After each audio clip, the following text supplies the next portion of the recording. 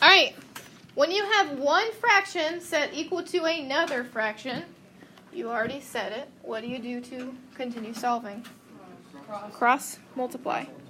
So you do 5 times 3, which is 15. Before you cross multiply the other, you write an equal sign. And then you do 9 times 6. Sorry, 9 times x, which is 9x. All right, so all you want to do here is solve for x. So divide by 9. Do we reduce in math? Every time. Every time, especially when it says it directions. Leave it as a fraction, reduce if necessary. So what is 15 over 9 reduced to? 5 over 3. 5 over 3. Sorry, I ran out of room. Wait, so you want us to keep it like that? Yep. I'm telling you, when you get in higher maths, you don't do mixed numbers ever. Unless it's a word problem, like that said how many cups of water or something like that. But normally you use it like this, or you leave it like a fraction like this. If you're in a real word problem, you would also possibly do a decimal. But other than that, when you're just doing geometry, college algebra, normally you leave it like this.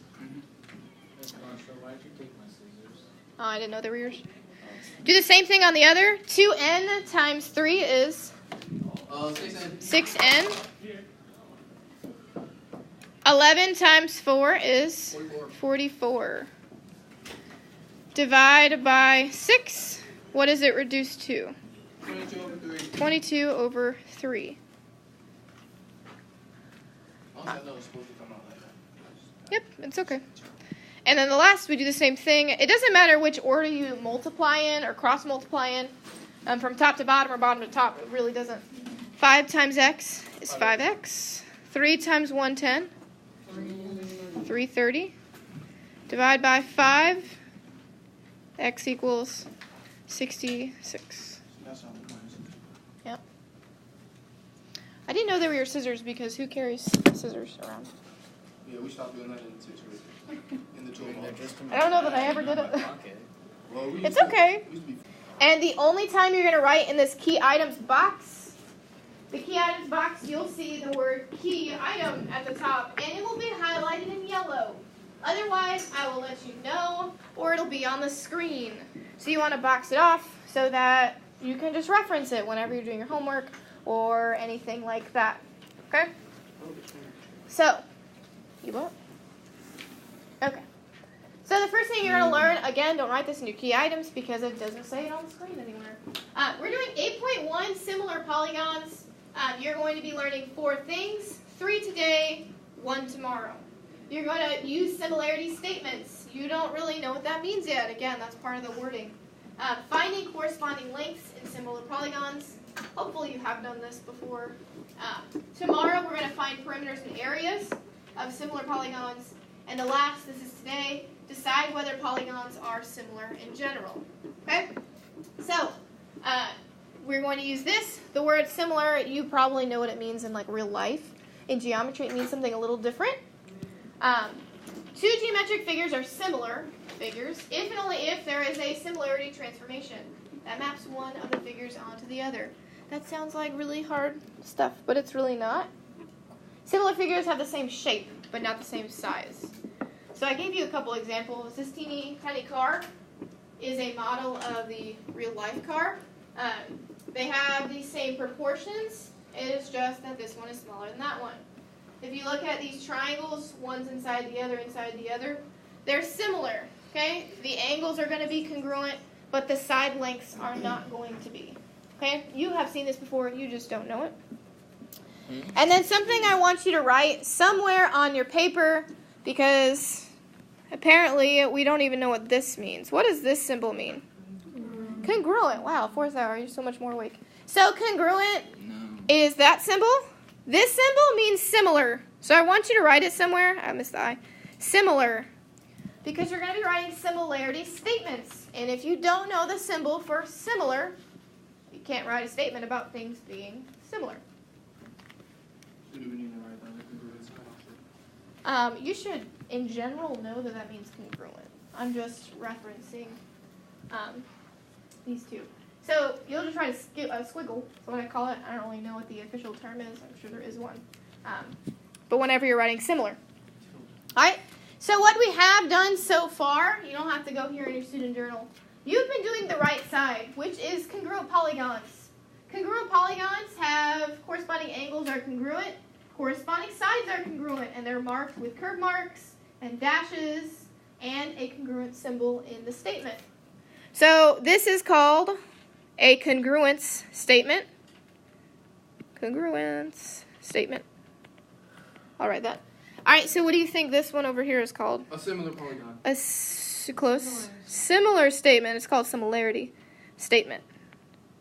Okay, so in order to know what a similarity statement is, you have to be able to know that that's a squiggle. So similar polygons are different. If you see, the angles are still marked congruent. So that's the first thing. But the sides, are they congruent? They're multiplied by 2. No. So they're being multiplied by the same number. From the smaller to the larger, they're being multiplied by 2. 4 times 2 is 8. 3 times 2 is 6. 5 times 2 is 10. This is called a scale factor, and you're going to learn that too. So what we're going to be doing today, you're going to be able to write which angles are congruent. You're going to be able to write this down here. Okay, this is not rocket science. All right, it says LM over PQ, MN over QR, LN over PR. So if you look at those, like LM, where's LM? Right here. Over PQ. All right, what is the measure of LM? 3. 3. And what's the measure of PQ? 6. 6. All right, MN is the next one. What's the measure of MN? 5. What's the measure of QR? 10. All right, and then the last, LN, which is 4. 4, and then PR, which is 8. What does 3 over 6 reduce to? 1/2. What does 5 over 10 reduce to? 1/2. What does 4 over 8 reduce to? 1 over 2. 1/2. So what you're going to be doing is you're going to be able to write this statement. You're going to be able to list the congruent angles, and you're also going to be able to find missing sides. So if this didn't say 5 and it said X, you would be able to solve for that side. Okay, so that's what we're doing today. This is what we have been doing with congruent polygons, but today we have similar. So you see how it says in really bright yellow? So you're going to go to your key item box. In order for figures to be similar, that's what I want you to write first. So in order for figures to be similar, because your homework, like the first, 8 problems asks if the figures are similar. So if you don't know what similar means, you're not going to do very well. So in order for figures to be similar, and then these two statements.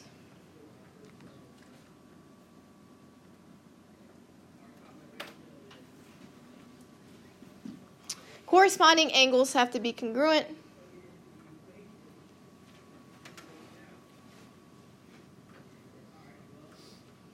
And corresponding sides are proportional.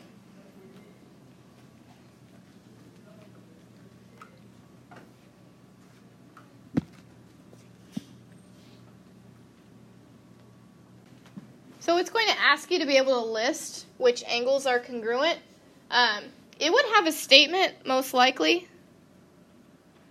Don't know why I just froze. It would say, like, RTS is similar to triangle. UWV, I ran out of room. But it would say something like this. And from the statement, you would be able to write which angles are congruent. What angle is congruent to angle R? U. Angle U. This angle is congruent to this angle. Then you could go to the next one. Angle T is congruent to angle W. And then angle S is congruent to angle V. Alright, so it will all the time give you a statement. I just didn't hear. So you're going to be able to write out that. And the second thing is the corresponding sides have to be proportional. So what you would do to solve or to prove this, alright, you would need to find the scale factor. Okay? So what you can do is you can write a bunch of fractions. 12 over 19. We're just seeing if the scale factor is the same. And I'll explain what a scale factor is.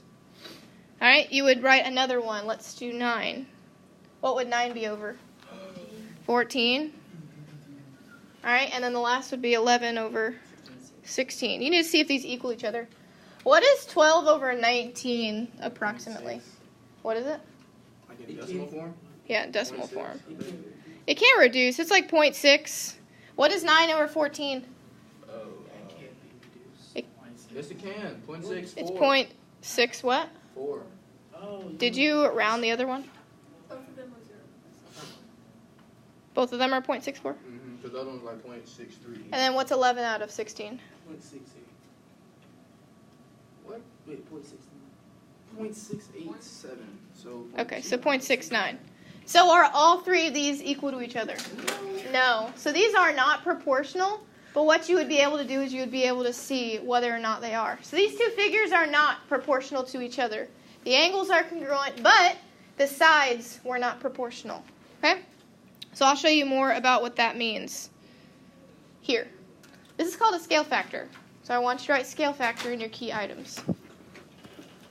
Before you write down anything else on the screen, I'm going to tell you in layman's terms what a scale factor is. So I'm going to talk to you as if I was talking to like a 5th grade kid who knew what multiplication was. Are we writing the layman's term? Yep. Scale factor. It's a number. A number, you multiply each side. A number, you multiply each side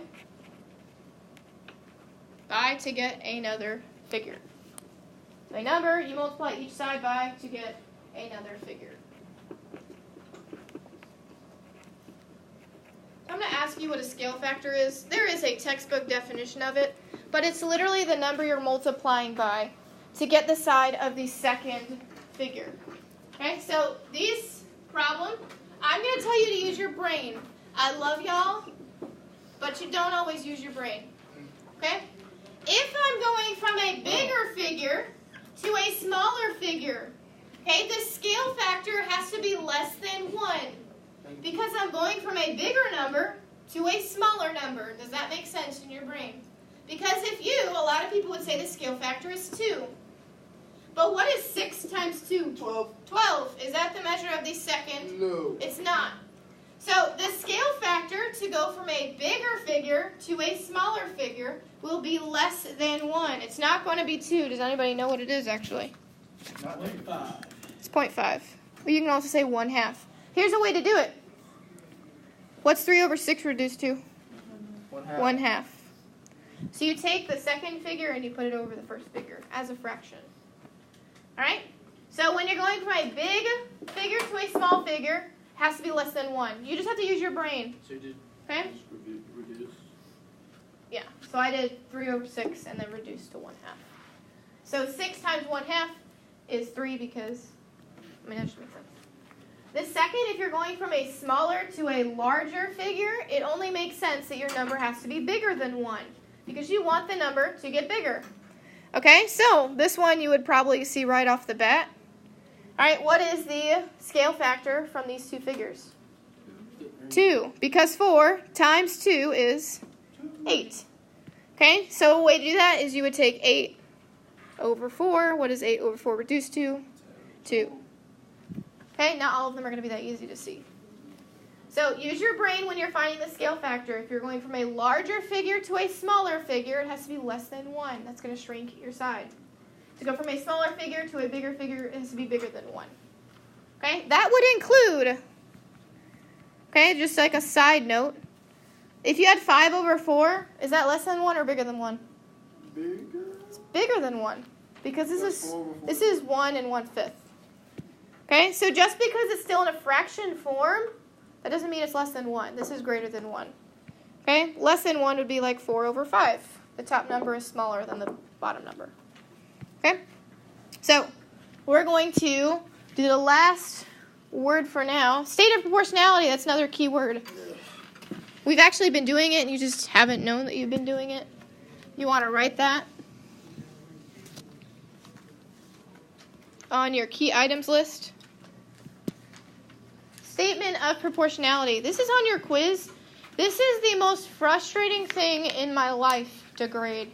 So if you could just do it right the first time, this would make my life easy. It's really not difficult. It's why we still quiz over it. It's also just so you know proportionality. So here's what you're going to do. How many sides are in each of these figures? 3. So you're going to set up 3 fractions. And you're going to use the sides, not the numbers, but the letters. So pick a side in the first triangle. RS. I heard someone. Are those the letters? Oh, yeah. RS. What does RS correspond with in the second triangle? UV. So UV would go on the bottom. We did this before, but we did this with the numbers. So RS corresponds with UV. The next one, pick another side off of the first triangle. RT. So we'll put that in our next fraction, RT. What does it correspond with in the second triangle? UW. All right, and the last side possible, ST, and it corresponds with VW. This is a statement of proportionality. It's not rocket science. There are many statements that you could make, but here's what you need to take note of. Which triangle did the top come from? The small one, triangle A. Where did all the denominators come from? The B. Triangle B. That needs to happen. If it doesn't happen, you're wrong. Okay, so this has to be the order that they're in. Also, you could have so many different answers. That's why this is the most frustrating thing to grade, because you could have flipped them. So like you could have UV over RS, UW over RT. You could have VW over ST. Would it be That wrong? makes sense? No. As long as, that's why it's annoying to grade.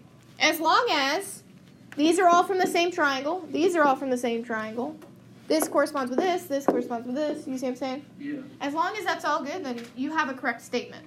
Does that make sense? That's why it's really frustrating to grade. Because it's just, I have to sit there and read. Tell them to do it a certain order. If they don't do it, it's wrong. Because do you guys read when we give directions? Yeah. I try something like that, but then a lot of students get an easy problem wrong. Would result in more F's. Well, not F's, but. So, statement of proportionality, you're going to be asked to do this. I think we have an example here. In the diagram, JKL, triangle JKL, is similar to triangle PQR.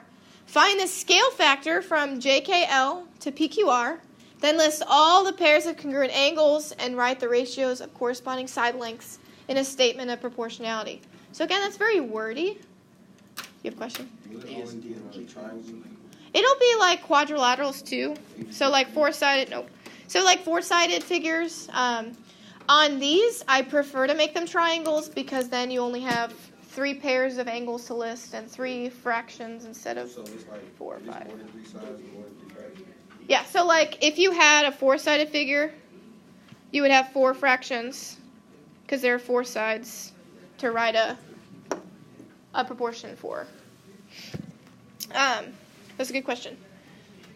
So let's do this. Find the scale factor from JKL to PQR. So JKL to PQR. So we're going from big to small or small to big? Small to big. So our answer, our scale factor, should it be less than 1 or more than 1?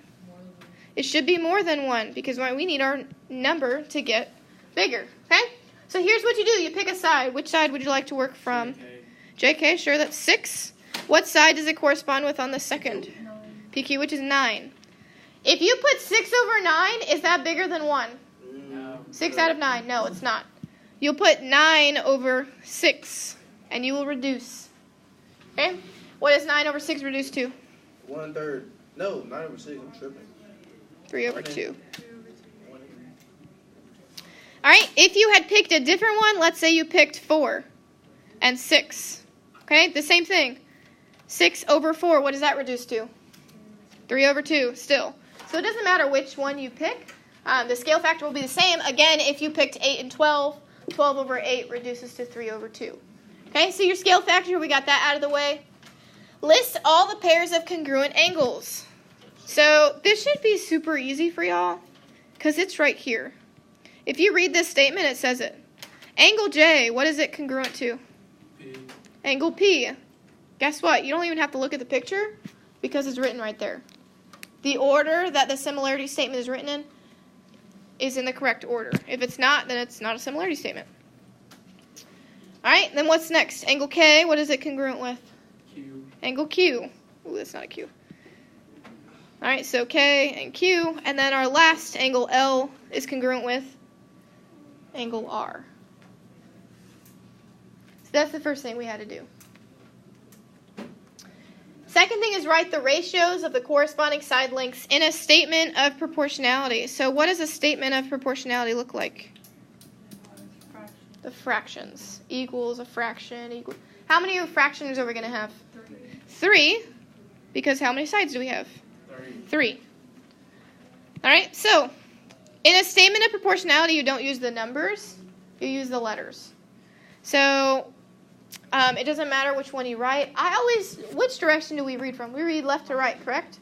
So it would make my life easier, unless it said otherwise, if you just did the left first and the right second. So meaning, pick a side off of the left triangle. JK, sure. So you would write JK on the top. And what side would go on the bottom? PQ. That's the first statement of proportionality, or that's the first portion of it. All right, pick another side. Sure, JL. What does it correspond with in the second? PR. Are they only going to be triangles? Nope, he just asked that. They could also be quadrilaterals. I tend to steer away from them because that's another pair of angles that are congruent. That's another fraction for me to grade. That's all. And then the last, we could say LK. It corresponds with RQ. So again, triple check. Are all 3 of the numerators from one triangle? JKL, Yeah, yes. they're from one triangle. Are all 3 of the denominators from one triangle? Yes. You have to have that happen or it's not correct. Okay? Because we're about to use the math portion in this. Questions about statement of proportionality, congruent angles? That's it. Yeah. I just wrote it like this so that you could see these are the 2 things you're doing. And then the scale factor was a part of the answer as well. See, it's not rocket science. It's just you have to know what the words mean. And if you don't, kind of just taking a shot in the dark. All right, so this is in your book. Find the scale factor. So I want you guys to try this. Find the scale factor from RST to XYZ. Then list all the pairs of congruent angles, and then write the ratios of the corresponding side lengths in a statement of proportionality. So for the scale factor, you're going from RST to XYZ. Is the triangle getting smaller or larger? Smaller. So your scale factor should be less than 1. If your scale factor is more than 1, you're already wrong. Sorry. So pick any side on the first triangle. RT. Sure, RT, 25. What does it correspond with on the second triangle? 15. So we need our scale factor to be less than 1. So you're going to make a fraction of 15 over 25. What does this reduce to? 3/5. I know. That's wrong. Yeah, it's wrong. So here's how you can check. You can type in your calculator, what is 25 times 3/5?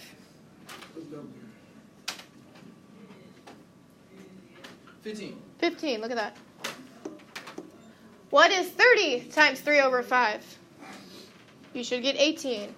20 times 3/5, you should get 12.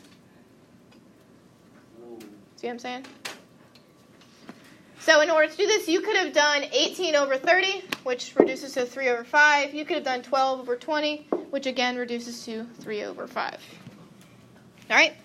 If you want to do it, if you want to know why it's always the second and then the first, here's why. A scale factor is a number that's being multiplied. 25 times a number equals 15. Divide by 25. And you know what the number is that you're being multiplied by. It reduces to 3/5. Does that make sense? So that you're just doing it without the algebra. All right? So your scale factor should be 3/5. List all the pairs of congruent angles. You should be able to do this. You don't need the picture really. You just need this statement right here. What is angle R congruent with? X. Angle X. What is angle S congruent with? Angle Y. And angle T is congruent to angle Z. And then write the ratios of the corresponding side lengths in a statement of proportionality. Again, I said please do us all a favor and just do left to right. So that means the left would be on top of the right whenever you do these fractions. So if you started with RT, what should be on the bottom? XZ. Then you could do, TS. sure, you could do TS. Then what would be on the bottom? ZY. ZY. And then the last would be? RS over XY. Uh-huh. So you could have done this multiple ways, in any order. That's why it's not my favorite to grade. If you want to make sure that yours is correct, you can keep that open till the end, and then I can check it. Any questions on scale factor, congruent angles, or statement of proportionality? Sweet. Oh man, I forgot I did this. Just bear with me. Are you recording this? Yes, I am. Draw this problem. 4 for 4. Oh, where'd it go? Oh no, no problem. So, later on, you're going to be asked if two polygons are similar. But what does this statement already say? Fine. They're similar. That they're similar. So, students don't, this is why I say students don't read. So they'll see this problem later on, and they'll put yes. In the diagram, triangle DEF is similar to triangle MNP. Find the value of x. Yes. Does not make sense. So make sure you read the directions, because you will have problems that say, tell me if these two figures are similar. Yes. If so, do this. Okay? But this literally tells you that they're similar. So thank you. They did something for you. So if they are similar, the corresponding side lengths are proportional. So you're going to set up a proportion. Just like in the part that I don't like to grade, there are multiple ways to write it. There are multiple ways to do this problem. Okay, so I'm going to show you one way. You can do it a different way, and you would get the same exact answer. So you would want to write a proportion. What that would mean, you see how I have MN over DE? I wrote that because, guess what? They're proportional to each other. If I wrote it this way, MN is the bottom triangle. DE is from the top triangle. Does everyone see that? I highlighted it for you. In the second proportion, you would have to do the same thing. Since I took from the bottom triangle first, I'd have to do it again. So NP over EF. And someone's going to ask me, oh, I did it this way. Okay, look at this nice little arrow right here. Finding an entry point. There are several ways to write the proportion. For example, you could have written DF over MP equals EF over NP. The main thing is the top has to be from the same triangle. The bottoms have to be from the same triangle. And then the top and the bottom have to be proportional to each other. Okay? So what you do from here, you plug in the numbers. Most people skip this first step, and that's fine. The measure of MN is 18 over 15, which is DE. Everyone see that? 18 over 15. Then they took from the second fraction, they did 30 over x. So does everyone see? 18 and 30 came from this bottom triangle. 15 and x, they came from this top triangle. Right? So once you set up a proportion, what do we do to solve a proportion? We just did this. Cross what? Multiply. So you do 18x. 15, I forgot it pops up. 15 times 30 is 450. Then what is 450 divided by 18? 25. So the answer is 25. There is a way to check this. 25. All right. All of these should be proportional to each other. Okay?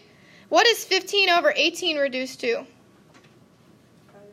5 over 6. What is 25 over 30 reduced to? 5 over 6. What is 20 over 24 reduced to? 5 over 6. So they're all proportional. They all reduce to 5 over 6. Yes, ma'am? How did you use those two sides? You can use any sides you want. So you could also do, what did we use, MN? Like pick a side from either triangle. I don't care. NM. Okay. So 18 over, what side does it correspond with in the first triangle? DE. So you'd have to write 15. All right. The reason they did these two next is because your answer or your problem has to have x in it. So they used 30 and x. You could have done, you can use these sides if you want. You could do 20 over 24. 20 over 24. My next fraction, since 20 came from this triangle, I would need to use x. And since 24 came from this triangle, I would use 30. Cross multiply. You get 24x. 20 times 30 is 600. What's 600 divided by 24? 25. So you get the same answer. So that's why as long as your proportions are set up correctly, then it doesn't matter which ones you use. All right. This is your student journal. I'll turn there to page 225. So this is what you'll see a lot on like tests that are standardized. This is like the most important thing to grasp from this is to be able to look at a problem like this and figure out what the missing side is. Okay? This is what I remember most from taking geometry. So, when you look at number 1, do they look identical? No. No. So you need to use your brain again. I know that you guys like living on autopilot, but look at this. The top, the top 3, that is the shorter side of the rectangle. Am I right? Yeah. So what does it correspond with on the second rectangle?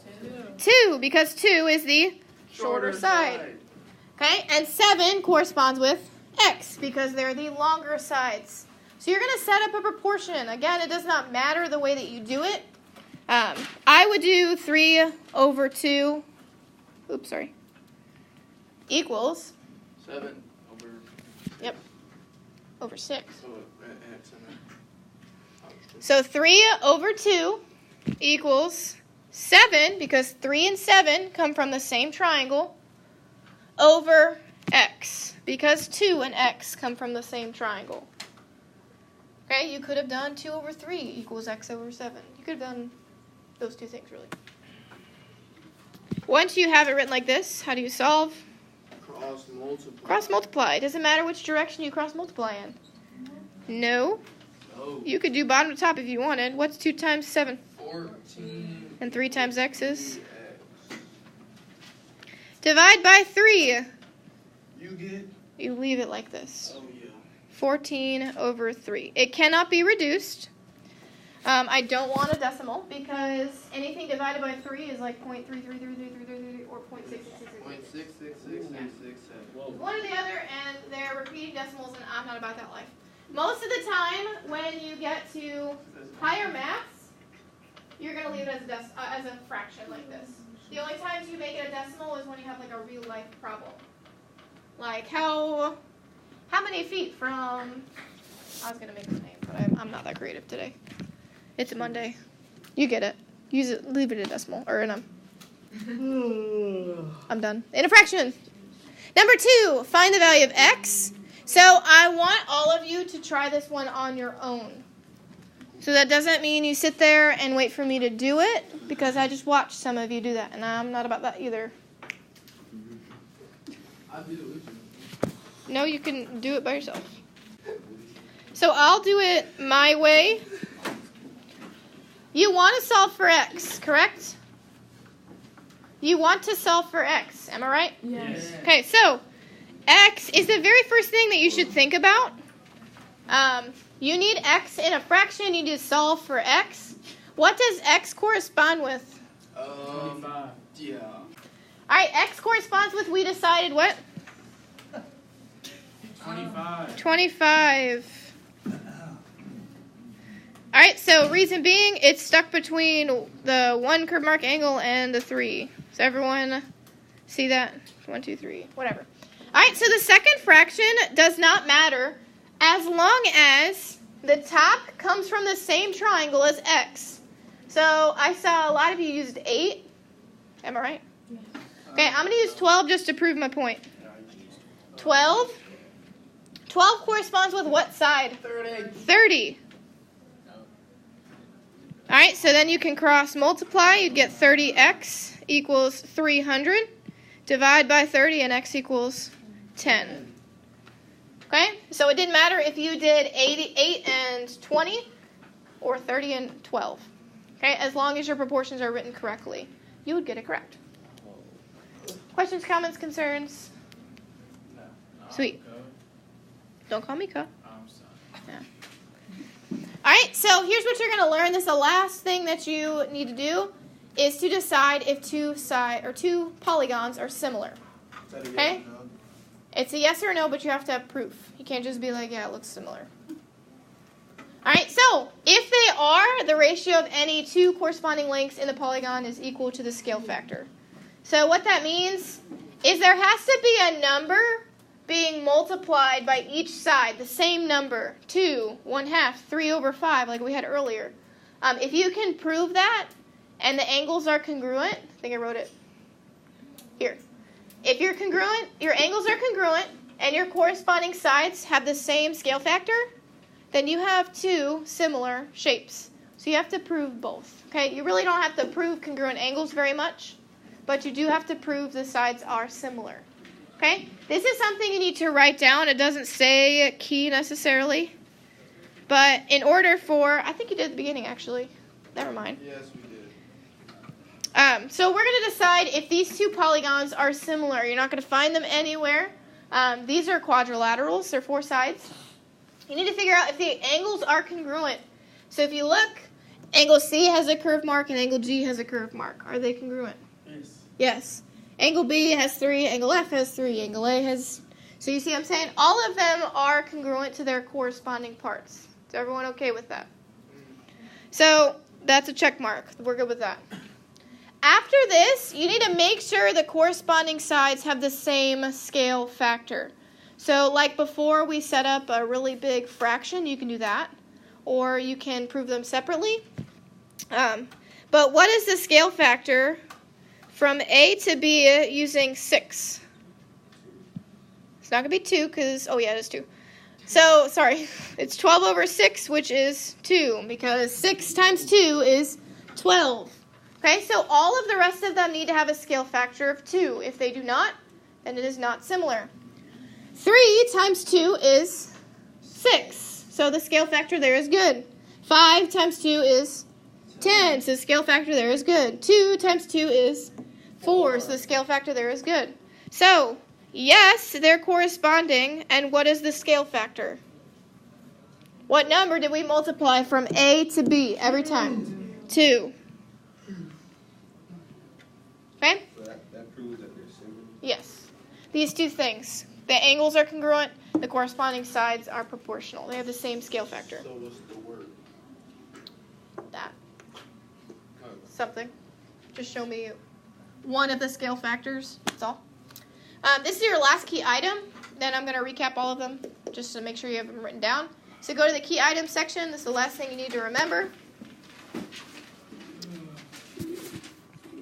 A similarity statement looks like this. So if it asks you to write a similarity statement, this is what you're wanting your answer to look like. We're going to use the picture above to CBAD. And then again, what does this squiggle mean? Similar. Similar. Okay, so you need to make sure you write in the correct order. What does C correspond with on the above picture? C corresponds with G. So G needs to come first. What corresponded with B? F. So F comes second. And A corresponds with E, yeah. So E, and then D corresponded with H. So this is a similarity statement. So again, it's not really difficult. You just need to make sure that you know what it's asking for. Okay, so these are all the things you should have written down. These were the two properties of similar figures.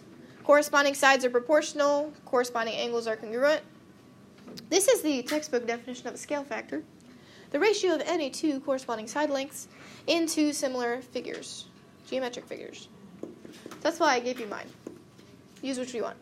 Remember, the scale factor from big to little is less than 1. From little to big is greater than 1. We talked about a statement of proportionality and then a similarity statement. Okay? So I'm going to give you your homework. It wasn't intended to be homework, but this lesson took longer.